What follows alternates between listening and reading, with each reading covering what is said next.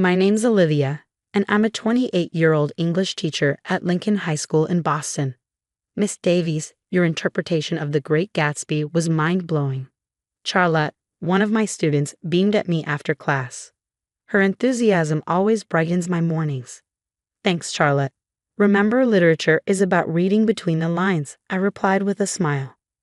Teaching is my passion, but my life took an unexpected turn 18 months ago during our annual school fundraiser. I was organizing a book drive when a tall, charming man in a tailored suit appeared, offering a hand. Need help with those boxes? They look heavy, he said with an easy smile. You're a lifesaver.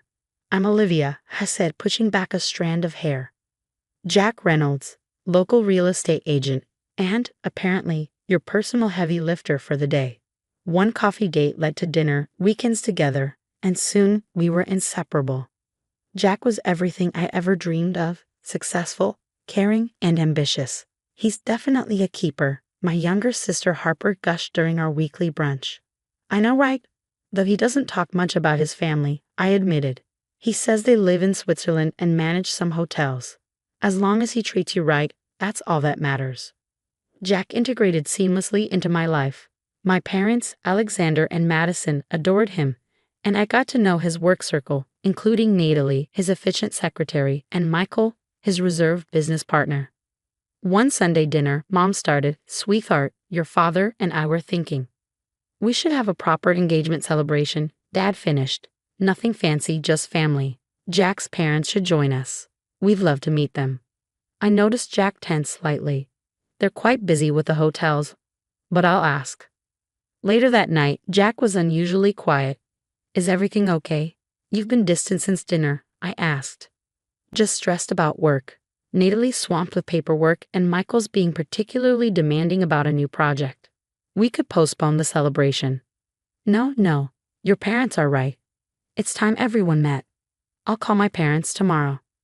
Something about his response didn't sit well, but I brushed it off.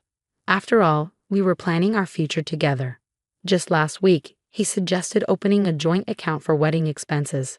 You're glowing, Natalie commented during a surprise visit to Jack's office. Thanks, I'm just so happy. Everything feels perfect. If only I'd known how those words would come back to haunt me. At the time, watching Jack through his office's glass walls as he charmed another client, I believed I had it all. The perfect job, the perfect fiancé, the perfect future. But perfection has a way of shattering when you least expect it. The day started like any other until a text from Harper buzzed my phone. Harper, meet me at Joe's Diner. Now. I found her practically bouncing in our usual booth, her expression a mix of shock and concern. Olivia, you won't believe what just happened. I met Jack's parents. I froze, coffee cup halfway to my lips. What? They're in Switzerland. No, they're not. They own the Sweet Corner Bakery 3 blocks from your school. I ordered a maple donut, and Mrs. Reynolds mentioned her son, Jack, when she saw me looking at a family photo. There must be some mistake. There isn't. I saw teenage Jack in the photos. They're lovely people who run a small bakery, not hotel magnates in Switzerland. That night, I checked our joint account. Something felt off. Several transfers I didn't recognize had been made. Hey babe, what's this $5,000 transfer to J&R Holdings? Oh, just an investment opportunity I'm exploring for us. Trust me, it'll double in no time. You should consider investing your savings too. This deal is golden. His tone had an edge I hadn't heard before. When I hesitated, his charm returned in full force. Olivia, baby, don't you trust me? We're getting married. Your future is my future. The next day at his office, Natalie seemed startled to see me. Olivia, I wasn't expecting you. Just surprising Jack with lunch. Is he in? He's in a meeting. Very important, she stammered, but his office was empty. Later, Michael called. Can we meet privately? It's about Jack. At the coffee shop, Michael looked visibly uncomfortable. I've been reviewing our company's records. Things aren't adding up. Client complaints, missing funds. Olivia, I care about you. Just be careful. That evening, Jack was unusually insistent about my finances. Your teaching salary isn't going to give us the life we deserve. But I have this amazing investment opportunity, premium real estate, guaranteed returns. Don't you trust me? My retirement fund is off limits, Jack. Don't be so provincial, Olivia. This is how wealthy people think. It's how my family built their empire. The same empire that supposedly owned hotels in Switzerland, but actually ran a small bakery in Boston. Later that night, I lay awake, staring at the ceiling. The perfect man I thought I knew was unraveling, thread by thread. His parents weren't who he claimed. The money in our joint account was vanishing. Nayeli was acting strangely. Michael was worried, and somewhere in Boston, Jack's real parents were likely closing up their bakery, completely unaware of the life of lies their son was living. I reached for my laptop and logged into my credit report. My breath caught. 3 new credit cards, ones I never applied for, all maxed out. My hands trembled as I grabbed my phone and dialed Harper. "Remember that private investigator friend of yours?" I asked, my voice barely steady. "I need help." Harper's voice was grim when she called back hours later. "Olivia, Jack has left a trail of destruction, failed businesses, construction companies, investment firms, even a yacht charter, all bankrupted within months. And get this, every single one was funded by his ex-girlfriend's money." My stomach churned, the weight of betrayal sinking in. I needed answers. The bell above the door chimed as I walked into the Sweet Corner Bakery. Mrs. Reynolds greeted me with a warm smile that faltered when I introduced myself. "Oh dear," she whispered, her voice tinged with sorrow. "You're Jack's fiancé." "Please," I begged. "I need to know the truth." Her husband joined us, his shoulders heavy with guilt. "Our retirement savings, 30 years of hard work," he began. "Jack convinced us to invest in his foolproof business venture. We lost everything. Had to remortgage the bakery just to stay afloat." My phone buzzed. It was a message from Natalie, asking to meet urgently. At the coffee shop, she couldn't meet my eyes. "Olivia," she began, her voice shaking.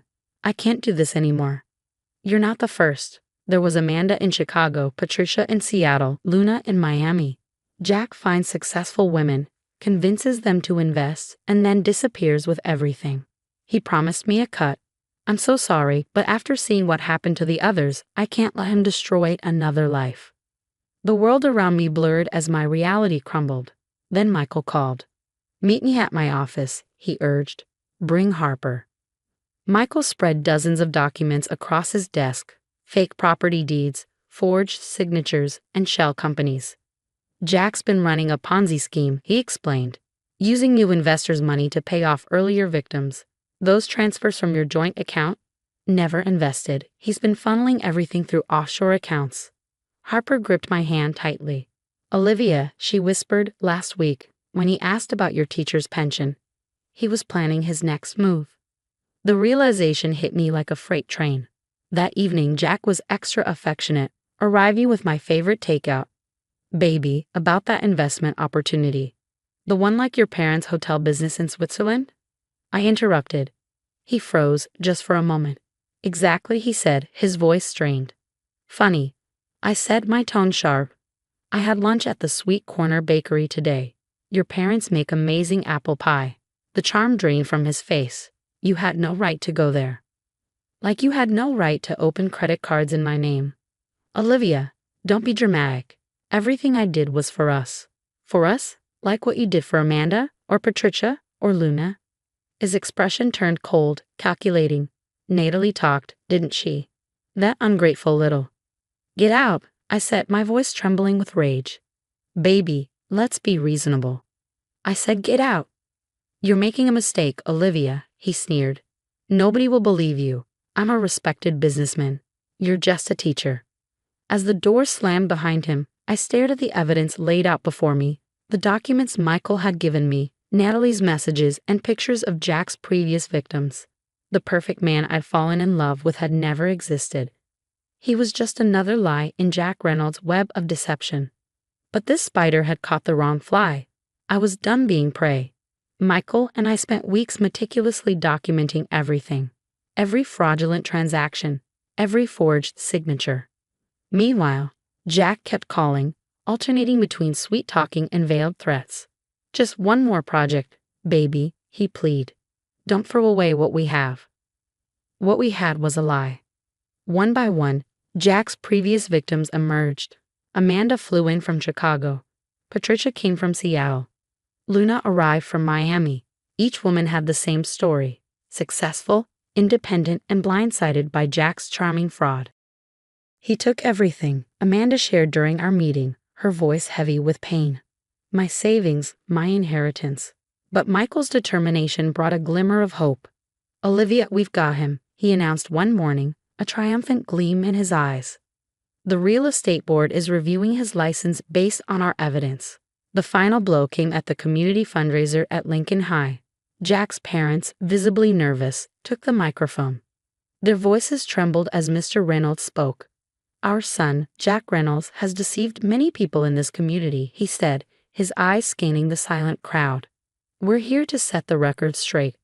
The room froze as they detailed Jack's schemes, how he had drained their retirement savings, defrauded investors, and betrayed the trust of countless others. Jack stormed in, his face red with rage. Mom, Dad, what are you doing? Mrs. Reynolds' voice cracked, but her resolve was firm. The right thing, son. Something we should have done years ago. Then Natalie stepped forward, holding a USB drive. I have everything, she said, her voice steady despite the weight of her words. Every email, every fake document, every transaction.